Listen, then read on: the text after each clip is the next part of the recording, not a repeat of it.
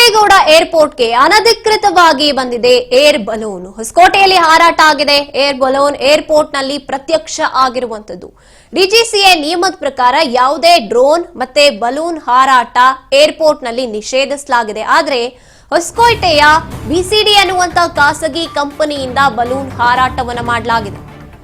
ಏರ್ಪೋರ್ಟ್ಗೆ ಅನಧಿಕೃತವಾಗಿ air balloon ಬಂದಿರುವಂತದ್ದು. ಹೊಸಕೋಟೆಯಲ್ಲಿ ಹಾರಾಟ ಆಗಿದೆ, ಪ್ರತ್ಯಕ್ಷವಾಗಿದೆ. ಡಿಜಿಸಿಎ ನಿಯಮದ ಪ್ರಕಾರ ಯಾವುದೇ ರೀತಿಯಾದಂತಹ ಡ್ರೋನ್ ಮತ್ತೆ ಬಲೂನ್ ಏರ್ಪೋರ್ಟ್ಗೆ ಎಂಟರ್ ಆಗೋಂಗಿಲ್ಲ.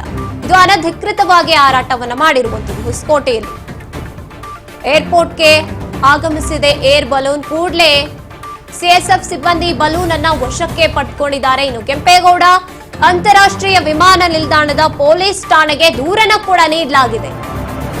ಡಿಜಿಸಿಎ ನಿಯಮ ಏನಿದೆ ಅದ್ರ ಪ್ರಕಾರ ಏರ್ಪೋರ್ಟ್ ನಲ್ಲಿ ಯಾವುದೇ ರೀತಿಯಾದಂತಹ ಏರ್ ಬಲೂನ್ಸ್ ಆಗಿರ್ಬೋದು, ಡ್ರೋನ್ ಆಗಿರ್ಬೋದು, ನಿಷೇಧ ಇರುವಂತದ್ದು. ಆದ್ರೂ ಕೂಡ ಅನಧಿಕೃತವಾಗಿ ಖಾಸಗಿ ಕಂಪನಿ ಏರ್ ಬಲೂನ್ ಅನ್ನ ಅಲ್ಲಿಗೆ ಎಂಟ್ರಿ ಕೊಟ್ಟಿರುವಂತದ್ದು. ಸದ್ಯ ಪ್ರಕರಣವನ್ನ ದಾಖಲಿಸಿಕೊಂಡು ತನಿಖೆಯನ್ನ ಪೊಲೀಸರು ಮುಂದುವರಿಸಿದ್ದಾರೆ. ದೇವನಹಳ್ಳಿ ಬಳಿಯ ಕೆಂಪೇಗೌಡ ಅಂತಾರಾಷ್ಟ್ರೀಯ ವಿಮಾನ ನಿಲ್ದಾಣಕ್ಕೆ ಈ ರೀತಿಯಾಗಿ ಅನಧಿಕೃತವಾಗಿ ಖಾಸಗಿ ಕಂಪನಿಯಿಂದ ಬಂದಂತಹ ಬಲೂನ್ ಹಾರಾಟ ಕಂಡು ಬಂದಿದೆ.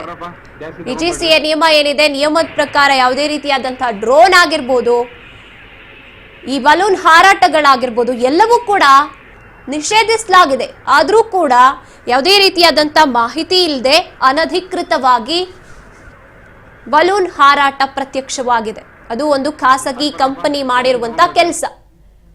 ಬೆಂಗಳೂರಿನ ಕೆಂಪೇಗೌಡ ಏರ್ಪೋರ್ಟ್ ನಲ್ಲಿ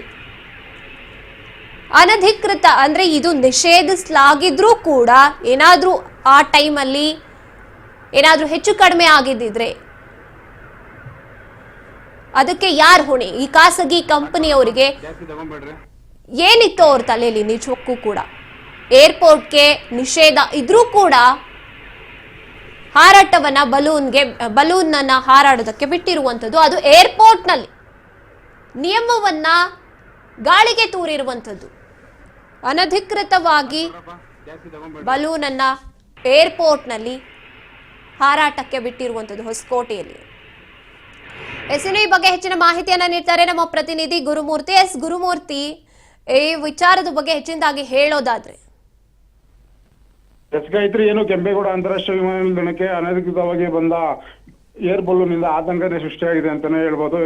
ಏನು ಹೊಸಕೋಟೆಯಿಂದ ಹಾರುತ್ತಾ ಬಂದಂತ ಆ ಬಲೂನ್ ಈಗ ಏರ್ಪೋರ್ಟ್ ನಲ್ಲಿ ಕೆರೆ ಬಳಿ ಬಿದ್ದಿರುವಂತದ್ದು. ಕೆರೆ ಬಳಿ ಬಿದ್ದ ತಕ್ಷಣ ಬಿಎಸ್ಎಫ್ ಸಿಬ್ಬಂದಿ ಈಗಾಗಲೇ ಡಾಕ್ ಸ್ಪಾಟ್ ಕೂಡ ಕರ್ಕೊಂಡು ಹೋಗಿ ಮತ್ತೆ ಅಲ್ಲಿರುವಂತ ಎಲ್ಲ ಫುಲ್ ಪರಿಶೀಲನೆ ಮಾಡಿರುವಂತದ್ದು. ಅದರಲ್ಲಿ ಯಾವ್ದಾದ್ರು ಸ್ಫೋಟಕ ವಸ್ತು ಏನಾದ್ರು ಇದೆಯಾ, ಆ ತರ ರೀತಿಯಲ್ಲೆಲ್ಲ ಪರಿಶೀಲನೆ ಮಾಡಿರುವಂತದ್ದು ಗಾಯತ್ರಿ. ಯಾವ ಕಂಪನಿ ಅಥವಾ ಏರ್ಪೋರ್ಟ್ ನ ಯಾಕೆ ಇವ್ರು ಆಯ್ಕೆ ಮಾಡ್ಕೊಂಡ್ರು ಅಂತ ಹೇಳೋದಾದ್ರೆ? ಇದು ಬಂದಿರುವಂತದ್ದು ಹೊಸಕೋಟೆ ಮೂಲ ಆ ಕಡೆಯಿಂದ ಬಂದಿರುವಂತದ್ದು. ಡಿಜಿಸಿಎ ನಿಯಮದ ಪ್ರಕಾರ ಯಾವುದೇ ಡ್ರೋನ್ ಮತ್ತು ಬಲೂನ್ ಹಾರಾಟ ಏರ್ಪೋರ್ಟ್ಗೆ ಬರುವಂತಿಲ್ಲ.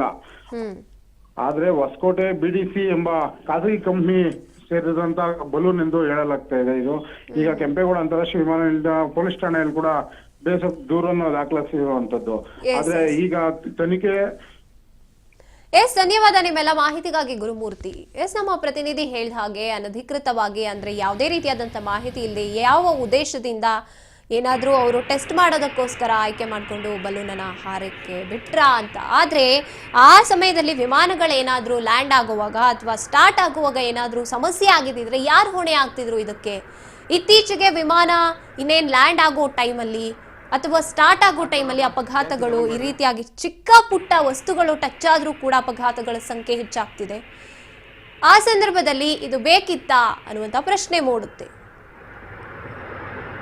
ಮತ್ತೊಂದು ರೀತಿಯಾಗಿ ಕೂಡಲೇ ಏರ್ ಬಲೂನ್ ಅನ್ನ ಕೆಐಎ ಸಿಬ್ಬಂದಿ ವಶಕ್ಕೆ ಪಡ್ಕೊಂಡಿದ್ದಾರೆ. ಅದನ್ನ ಟೆಸ್ಟ್ ಮಾಡ್ತಿದ್ದಾರೆ. ಏನು ಅದರಲ್ಲಿ ಏನಿತ್ತು, ಹಾಗಿದ್ರೆ ಯಾವ ವಸ್ತುಗಳನ್ನ ಬಳಕೆ ಮಾಡಿದ್ರು ಅಥವಾ ಯಾಕೆ ಏರ್ಪೋರ್ಟ್ನ ಆಯ್ಕೆ ಮಾಡಿಕೊಂಡು ಅವರು ಬಲೂನ್ ಹಾರಾಟಕ್ಕೆ ಬಿಟ್ರು ಅಂತ.